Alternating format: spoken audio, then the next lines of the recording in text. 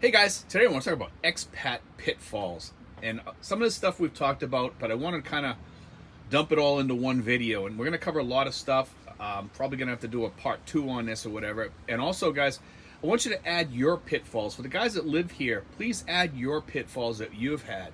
You know, because a lot of different people run into different things. And I want to make sure all the new expats coming in, and even some of the guys that are fairly new, that they see this and they understand the type of things that they're going to run into when they get here.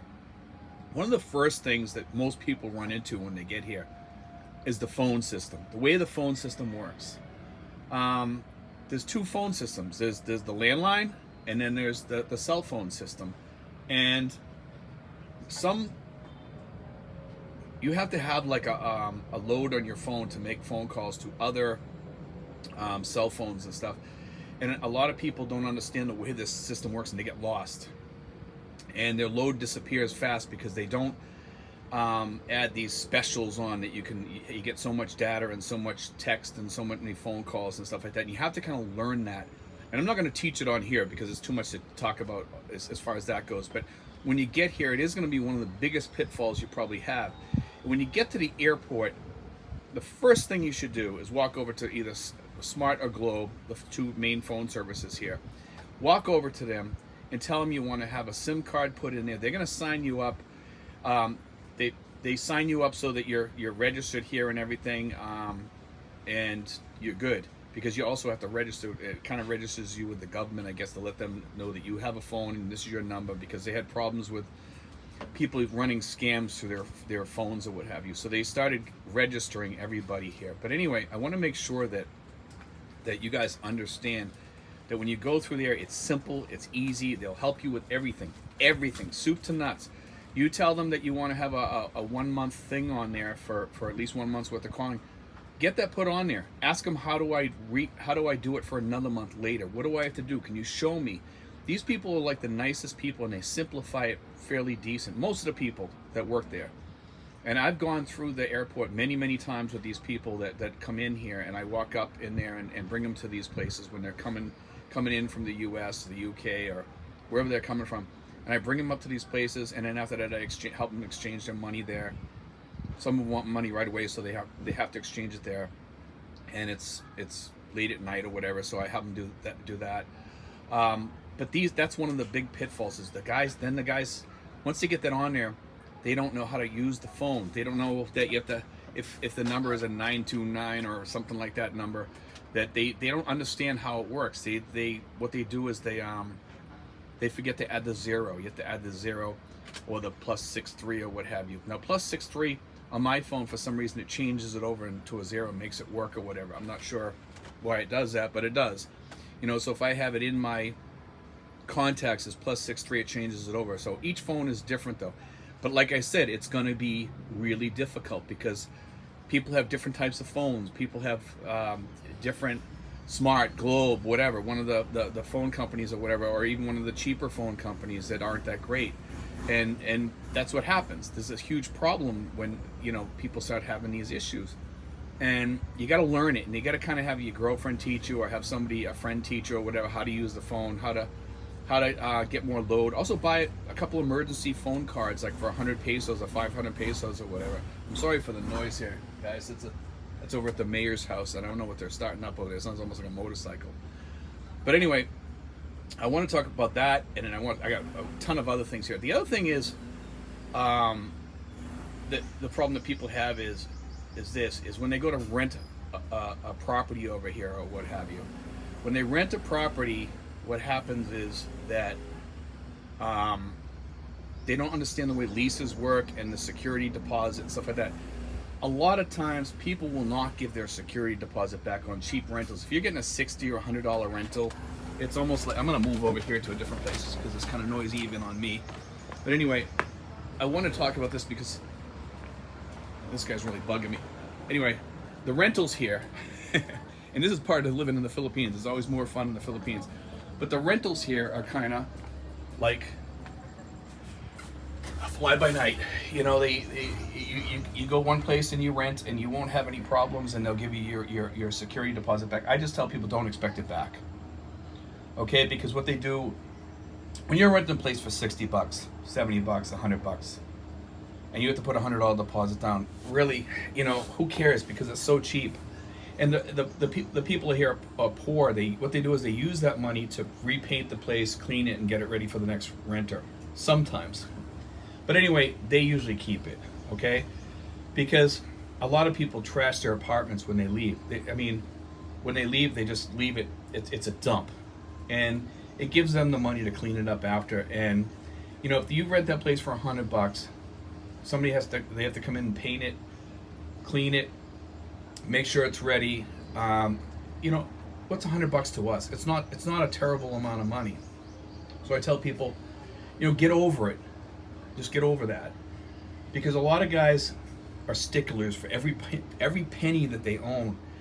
Over here, things are different. You know, and that's one of the pitfalls over here is that. Now, if you're in a $400 a month apartment, sometimes they also hold that money also for electric, water, possibly Wi-Fi, to pay that, to make sure all the bills were paid or whatever. And we walk back over here. But that's one of the problems here, you know. And the other thing is, if you do videos, you have to move back and forth from different places because of noise or whatever, like today. It's just part of living here, and you know, it's to be expected here. The other thing is this. When you move into places, one of the pitfalls could be this. You go to the place and it's quiet. You get there, it's a beautiful place, it's quiet. You're looking around, you say, man, this is a really quiet neighborhood. There's no noisy neighbors here, there's no karaoke. If there's a lot of people around, you're gonna get a lot of noise. I don't care if they're quiet at that moment, later on there's gonna be a lot of noise. So just remember that. You know, you could have and it depends on the type of people that you have there. If you have a younger group there, you're probably gonna have more karaoke. If you have an older group there, it's probably gonna be more quiet. So you gotta kind of deal with it. And anywhere you move in the Philippines, there's a noise level. And there's a certain amount of noise level here, and it can just get to you after a while if you're not used to it at first. I've grown accustomed to noise around here to a certain extent, with the exception of what's going on today. They have something going on over the mayor's house today. It's kind of noisy over there. I don't know what it is, but it has to do with the motorcycle. And then I get people down below. They have their friends there. And I try not to let it bother me, but you know, it can be a nuisance sometimes, but I live with it. Obviously, if I wasn't doing a video, it wouldn't bother me. But the other thing is this: is a lot of the older people that come into the country, they don't have any patience with people. And here you have to have a lot of patience because there's a lot of misunderstanding, and they don't understand that the level of English that the Filipinos have, especially the younger Filipinos, coming from other islands and stuff like that, their level of English is not that great. So when you're talking to somebody in the store and they start yesing you to death, yes, yes, yes, and they mean no, but they just don't understand you, it can be frustrating because you start realizing that they're you know, either they're not listening or they're not understanding you. You can say something to them and they'll say yes, and they mean no. It's just that they don't understand you. They just figured they'll answer yes and hopefully they're right, you know. And it can be frustrating. And a lot of expats over here, they let their temper fly and they get pissed off really quickly, and it's not the cool thing to do. Okay, it's just not. The other thing is this: a lot of the expats come in here and they think they're 17 again, and they start dating these really, really young girls or whatever, like 18, 19, 20, 21, 25, 30 or whatever, and they think they're superstars or whatever, and they're just not, you know. And they start to realize that after a while, wow, you know, and they can't function. And a girl's not going to stick with that. And after a while, the girls get kind of pissed off about it because, you know, you're selling a bill of goods that's broken and doesn't work, you know. And sometimes these guys get married to these girls, and 6 months later, or a year later, or 2 years later, you're not functional or whatever. And guess what? You think that girl's going to stick around with you? I don't think they are. They're just not going to. And if they do, you're lucky, but they might go out and cheat on you or what have you. A lot of the girls here, I tell the older guys, don't get involved with the younger girls, because the older girls are going to understand, the older women are going to understand here, hey, you know, you know, a guy's getting older. It's something I got to deal with, you know, and I'm getting older myself, and I'm willing to work with that. And that's one of the big pitfalls over here, because I hear a lot of the guys, they take Viagra, you know, and it's nothing to be ashamed of. It's part of our aging. They take Viagra, they take Cialis or whatever. And while we're on that subject, if you're gonna buy it through Watson's, because Watson's is cheaper, and get the generic brand, because it's much cheaper at Watson's than it is at Mercury. All the guys were talking the other day about this, and for some reason this subject come up, and we were talking about it, and some of the guys that do take it, they says Watson's is the place to go, and you know, you kind of get your kickback, I guess, you know, and it'll help you. But that's the cheapest place to go to get stuff like that. You just go to your doctor, you get a prescription. I'm not sure what the brands were that they use, but they said it's really cheap. I think one guy said it was 128 pesos per pill, which is really, really cheap, I guess, because somebody was telling me it gets much, much higher than that, and I'm not sure what the brand name is, but it's much higher for the brand name, because I don't need that stuff yet. I'm still in my 50s. But I mean, once you start getting in your 60s and 70s, you know, you're probably going to need it.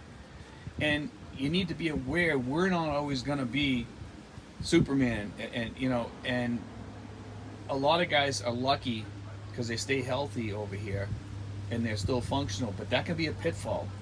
And some of these guys, they're these huge guys or whatever, and they're 300. I've seen some guys 300 pounds over here or whatever, and those are the guys that usually have the issues.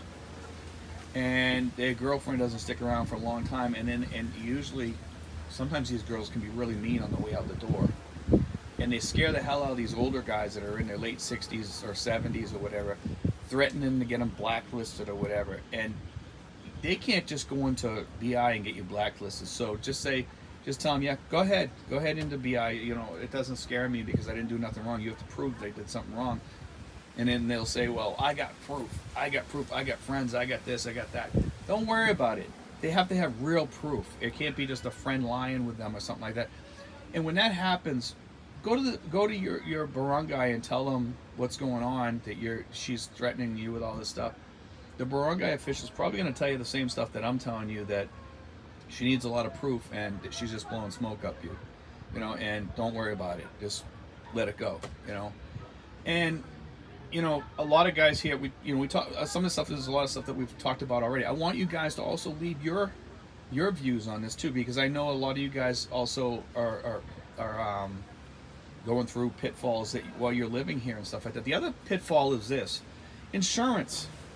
Man, some of you guys think like you're gonna make it over here without any insurance in our older age, and you write to me, you tell me, Steve, man, my health is really good.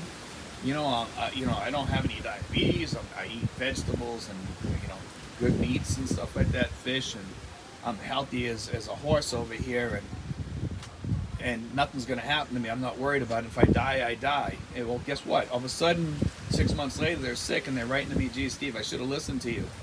You know, now I'm stuck here. I got a bill I can't pay, and I'm trying to raise some money to, you know, to pay a hospital bill. Do you know anybody that will help me?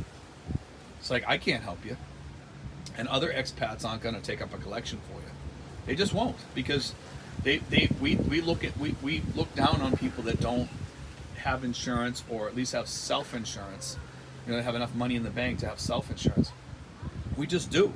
You know, when people don't have that insurance, I'm not saying we hate them, but when people usually don't take up a big collection for them, because it's, you know, we try to help when we can a little bit. But it is what it is. You know, we've had tons of people have that happen to them. So that's another big pitfall over here, is that. The other thing is this, and it has to do with what we're talking about right now, is your health. A lot of guys come over here and they say, well, I'm going to live life to the fullest. I'm going to live life the way I want to. You know, I'm going to go drinking when I want to go drinking. I'm going to eat what I want to eat. And they start gaining weight. They're not exercising. They're not taking care of themselves. And I'm not saying I'm the master of physical fitness, because I'm not. I do once in a while I'll go exercising or for a walk, or I try to get out and walk or whatever. I try to eat fairly decent. You know, I'm not a big vegetable or fruits fan, but I do try to eat them when I can. Now, that ties in with what we just talked about, with you know, having your health and your health care and all that stuff. It ties in with all that. So you got to take care of yourself while you're here. The other thing is boredom. Wow, boredom. Big issue with some of these expats over here. We have some expats that get bored out of their gourds over here. And if you don't have a hobby or keep yourself busy over here, it's pretty easy to keep yourself busy and have friends. And it's good to be around a place where you have friends, whether they be Filipino or expats or what have you. You know, make sure you're around people. And be careful of who you choose as friends over here. If there's one thing I can tell you, that expats over here, about 10, some people say as high as 30%, I think it's like 10-20%, somewhere around there, can be really troublesome expats. And I'm glad that our main group, our dinner group, we have a really good expat group. With the group that's moved around here, we haven't had as much luck. We've had some people that were problematic, or sometimes you even get these people, and I'll explain this in a later video about this. And I'm going to talk about this a little bit in this video while we're here, because this video is going to be a little bit longer than others. Okay, is this. You get narcissists here, narcissistic expats. It seems the Philippines seems to be a place that attracts narcissistic people. And I'm not saying all expats are narcissistic. I'm saying the bad ones, the people that are at the top of the tier, the most bad expats are narcissistic expats. And here's the problem.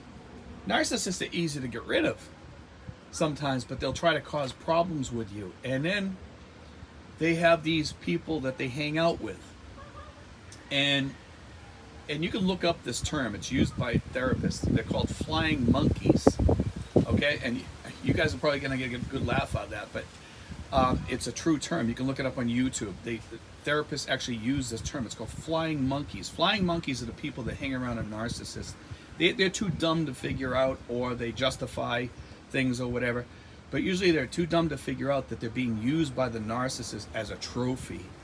And it's a real term, and these people don't understand what narcissism is, and they've never been abused by a narcissist. They've never had, you know, they don't even understand anything about psychology or anything like that and the way things work.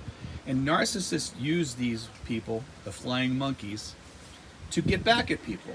They use them to get information. They use them to just have like as a badge on them. They use those people to pass back information just to bug the person that got rid of them.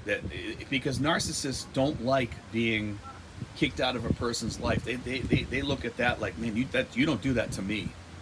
I'm the man. You know, you're not going to do that to me. Don't think you're going to get away with that easy. I'm going to get you back or whatever. And look up narcissists, because there's so many different dynamics of their personality, and it's a bad personality, and they're usually bad people, and they're kind of sick in the head. And they use these flying monkeys to go back and forth, and sometimes what you have to do with these flying monkeys is you just kind of have to let them go too, and that way it kind of cuts off even more from that narcissist that you got rid of in your life or whatever. That's the way that you get rid of the narcissists. Get rid of them. And if they got flying monkeys in your group or in your life, and this goes with families too. Families have narcissists in their families, and sometimes the family will just not call them or invite them to barbecues or dinners or get-togethers or Thanksgiving dinners or Christmas or whatever. But there'll be other family members that, guess what? They're flying monkeys, and they take information back to that person, and they bring information back. And they say, well, you know, they'll try to justify being friends with that person, saying, well, he's not really that bad. He always treats me good and stuff like that. Well, you know what? They sometimes are too stupid to understand that, or because it's a blood relative, they don't want to let that go. But with friendships, it's easier to just, I'm just going to let this guy go too, because I don't want to deal with this guy, and it's just a way for him to keep on pecking at me or whatever. And in my life, I've just let them go. And that's another pitfall that you can have over here is bad expats. You know, people that are going to cause problems for you. And that's kind of a cool subject to delve into sometime, and we'll get into that more. But I just kind of went through it like real speedily there for you guys to understand that. But also, a lot of the other expats over here, here's another pitfall is this, is if you have health issues such as you need a wheelchair, you need canes, Philippines is very difficult to get around. Cars, another pitfall. You have to learn how to use transportation system over here unless you drive. If you drive, you kind of got it licked, but if you don't drive, there's plenty of transportation around here, and it depends on where you are. And a lot of these older guys think like, man, I'm going to go way out and I'm far away from everybody. I know I'm 75 years old and I'm going to make it out there. And they have no hospitals. There's one problem. There's no transportation around. Another problem. They can't get around readily to go meet their friends and stuff, so it gets lonely. A lot of people don't think before they come here. It's another pitfall. A lot of older expats don't research. A lot of older expats have other issues. Dementia. We've had expats come in here with dementia already when they got here. That happened down south, you know, and I heard it from one of the other guys. They says the guy got off the plane, the guy didn't even know what the heck was going on barely. And we also had that happen around here just recently with actually it was somebody that I got a call about one time to check on the guy, and I did. And then I just recently got a call from his girlfriend that he had some dementia issues, and it's kind of scary when that happens because they put him on the phone because the girl was kind of naive. She puts him on the phone like I'm going to have a conversation with a guy with dementia. And I'm on the phone for like about 10 minutes. Hey, can you put your girlfriend back on? Can you put your girlfriend back on? And he's still, mumbling on. And I'm like, what the heck is this about? What's going on? But it's just kind of strange. But anyway, guys, I want to put that out there. And if you guys have any pitfalls you would like to add in the comments or whatever, feel free to put that in there. And God bless, guys. Take care.